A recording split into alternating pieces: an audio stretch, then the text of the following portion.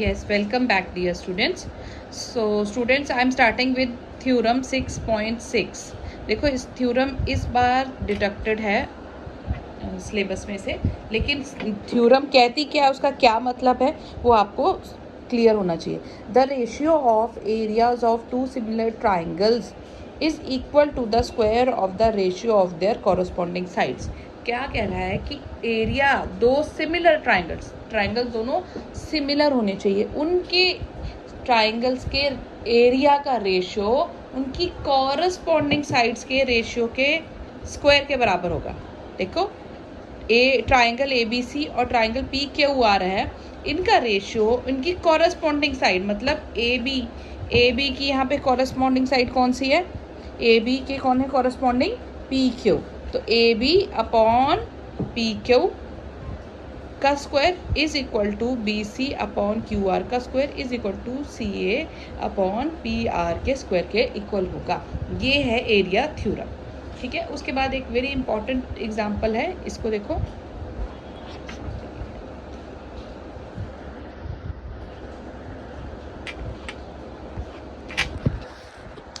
Example क्या कह रही है, in figure 6.43 the line segments XY is parallel to side AC of triangle ABC and it divides the triangle into two parts of equal area. ये जो line है XY वो triangle को दो पार्ट्स में डिवाइड कर रही है जिनका एरिया इक्वल है, मतलब एरिया XBY का एरिया और AXYC का एरिया इक्वल है. ठीक है. अब आप कहोगे कि मैम एक तो ट्राइंगल है और एक ट्रेपीजियम सा बन रहा है, इनका एरिया इक्वल कैसे हो गया. तो बेटा एरिया का मतलब है कि ये कितना एरिया कवर कर रहे हैं. अगर मैं इसका एरिया इसके फॉर्मूले से और इसका एरिया इसके फॉर्मूले से निकालूं तो दोनों के आंसर सेम आएंगे, ये कहना चाह रहा है. ठीक है. Find the ratio of AX upon AB. आपने AX अपॉन AB का रेशियो फाइंड करना है. इसमें देखो बहुत ही सिंपल क्वेश्चन है, इंपॉर्टेंट है. देखो ध्यान से, XY पैरेलल AC दी है, इसका मतलब ये वाला एंगल इस एंगल के इक्वल होगा.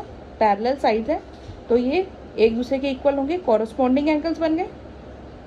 सिमिलरली ये पैरेलल साइड है तो ये वाला एंगल इस एंगल के इक्वल होगा. कौन सा एंगल बन गया, अगेन कॉरस्पॉन्डिंग.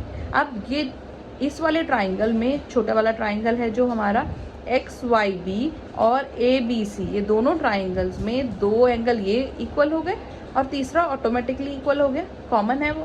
तो ये दोनों छोटा ट्राइंगल और बड़ा ट्राइंगल्स आपस में क्या हो गए, सिमिलर हो गए ए सिमिलैरिटी क्राइटेरिया से. अब क्योंकि ये दोनों सिमिलर हो गए तो हमने अभी पीछे एरिया थ्योरम पढ़ा कि दोनों ट्राइंगल्स के एरिया किसके इक्वल होगा, corresponding side AB upon XB. Triangle ABC बड़ा लिया तो इसकी कॉरस्पॉन्डिंग साइड ले ली बड़ी AB, और ट्राइंगल XBY छोटा लिया तो उसकी कॉरस्पॉन्डिंग साइड XB. इन दोनों के एरिया का स्क्वायर इन दोनों साइड के स्क्वायर के बराबर, इन दोनों के एरिया का रेशियो इन दोनों साइड्स के स्क्वायर के बराबर. ठीक है. अब एरिया ऑफ ट्राइंगल ABC कितना हो गया, is equal to 2 times area of triangle XBY. देखो ट्राइंगल ABC का एरिया 2 टाइम्स XBY हो जाएगा. क्यों, क्योंकि उसमें क्वेश्चन में आपको बोला हुआ है कि साइड AC है जो ये हमारी साइड XY है, ये ट्राइंगल को इक्वल एरियाज में डिवाइड करती है. मतलब ये वाला छोटे वाला ट्राइंगल का एरिया बड़े वाले ट्राइंगल के हाफ होगा, है ना. इसका मतलब है कि जो बड़ा वाला ट्राइंगल है उसका एरिया छोटे वाले ट्राइंगल से डबल होगा, इसलिए यहाँ पे 2 टाइम्स आ गया. तो ट्राइंगल बड़े वाले ट्राइंगल का एरिया 2 टाइम्स है छोटे वाले ट्राइंगल का. ठीक है. फिर अब ये चीज़ मल्टीप्लाई हो रही है 2 टाइम्स, इसको मैं इधर डिवाइड कर दिया तो ये दोनों चीज़ें सेम हो गई. ये हो गया 2/1. तो इसका मतलब AB अपॉन XB का square is also equal to 2/1. ये स्क्वायर था, ये स्क्वायर रूट उधर जाकर के स्क्वायर रूट हो गया, है ना. ये स्क्वायर था, ये स्क्वायर रूट हो गया उधर जाकर के. अब XB, अभी मुझे रेशियो किस चीज़ का फाइंड करने का बोला है, उल्टे का बोला है, AX अपॉन XB का. और यहाँ पे क्या है, AB अपॉन XB, तो हम इसको उल्टा कर रहे हैं.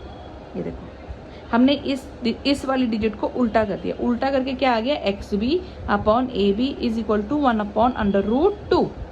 अब मैंने इसमें से अपनी तरफ से मैंने 1 लिया, 1 दोनों तरफ माइनस कर दिया, 1 यहाँ लिया तो 1 और ए बी का एलसीएम कितना हो गया, A B minus X B upon A B. तो A B minus X B देखो बन क्या रहा है, ए बी में से जब मैं एक्स बी माइनस कर दे रही हूँ क्या बच रहा है, ए एक्स। तो ए एक्स आ गया अपॉन एक्स बी आ गया is equal to under root 2 minus 1 upon under root 2। आ गया समझ में। अब जब भी अंडर रूट 2 नीचे होता है तो हम उसको डिनोमिनेटर में नहीं छोड़ते, हम क्या करते हैं, हम उससे मल्टीप्लाई और डिवाइड कर देते हैं। मैं अंडर रूट 2 से मल्टीप्लाई और डिवाइड कर दूँगी, ठीक है। तो ये आपका मल्टीप्लाई करोगे under root 2 into under root 2 कितना हो जाएगा, 2 minus 1 into under root 2 minus under root 2 और under root 2 into under root 2 कितना हो गया, 2। तो ये आपका आंसर आ गया। क्लियर है।